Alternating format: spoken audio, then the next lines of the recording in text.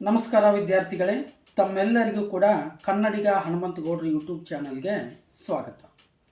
ನಾನು ತಮ್ಮನೇಲಿ ಒಳಗಡೆ ಹಾಕಿದ್ದೆ ದ್ವಿತೀಯ PUC ವಿದ್ಯಾರ್ಥಿಗಳು ನೋಡಲೇಬೇಕಾಗಿರ್ತಕ್ಕಂಥ ವಿಡಿಯೋ ಅಂತ.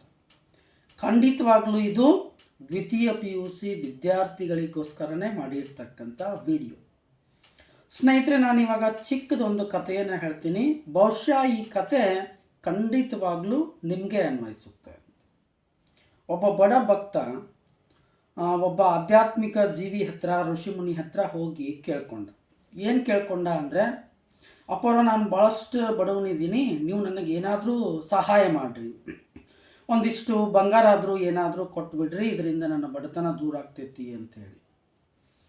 ಅವ್ರು ನೋಡಿದ್ರೆ ಆಧ್ಯಾತ್ಮಿಗಳು, ಲೀಲಾ ಪುರುಷರು, ಇವನಿಗೆ ಎಲ್ಲಿಂದ ಬಂಗಾರ ತಂದು ಕೊಡುತ್ತಪ್ಪ ಅಂತೇಳಿ ಯೋಚನೆ ಮಾಡಿ ಆ ಭಕ್ತನನ್ನು ಒಂದು ಕಾಡಿನೊಳಗಡೆ ಕರ್ಕೊಂಡು ಹೋದ್ರು. ಹಂಗೆ ಹೋಗ್ತಾ ಇದ್ರು ಮುಂದೊಂದು ದೊಡ್ಡದಾಗಿರ್ತಕ್ಕಂಥ ಕಾಳಿಂಗ ಸರ್ಪ ಕಾಣಿಸ್ತು.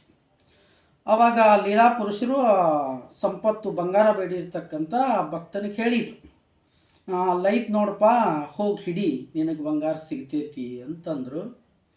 ಭಕ್ತ ಭಾಳಷ್ಟು ಗಾಬರಿ ಆದ.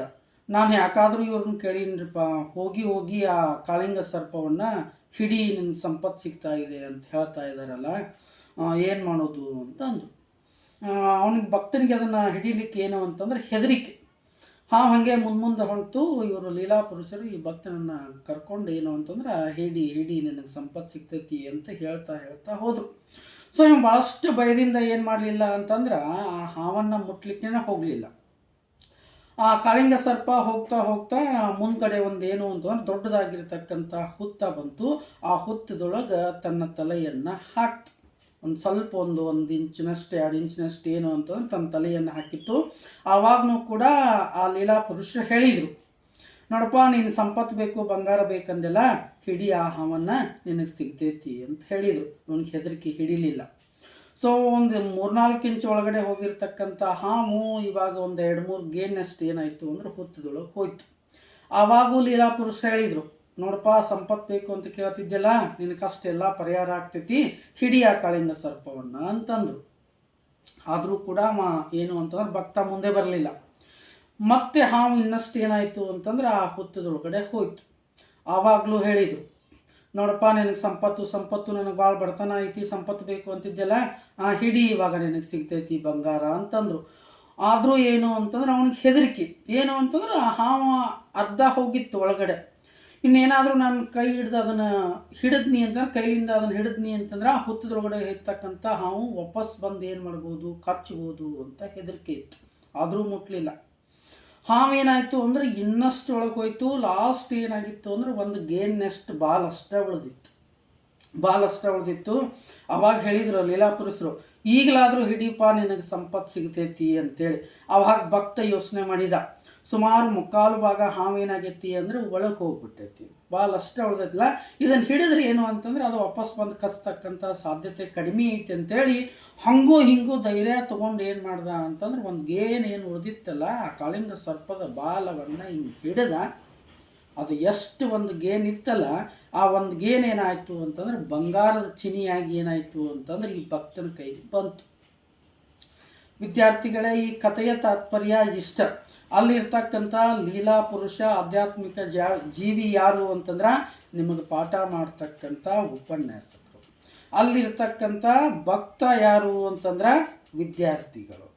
ನಿಮಗೆ ವರ್ಷವಿಡೀ ಶಿಕ್ಷಕರು ಓದ್ರಿ ಅಂತ ಹೇಳ್ತಿರ್ತಾರ, ಆದರೂ ಕೂಡ ನೀವೇನು ಮಾಡಂಗಿಲ್ಲ ಅಂತಂದ್ರೆ ಓದಂಗಿಲ್ಲ.